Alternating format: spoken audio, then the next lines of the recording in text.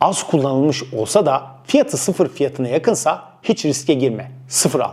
Eğer fark yüksekse mutlaka profesyonel ve güvenilir bir servise göster.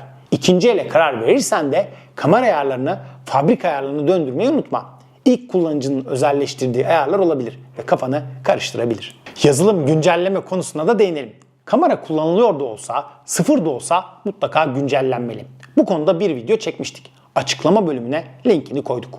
Yazılımı güncelledikten sonra da hafıza kartını format at ki yenilenen yazılımla uyumlu çalışsın. Vizörden bulanık görüyorum ama fotoğraf net çıkıyor.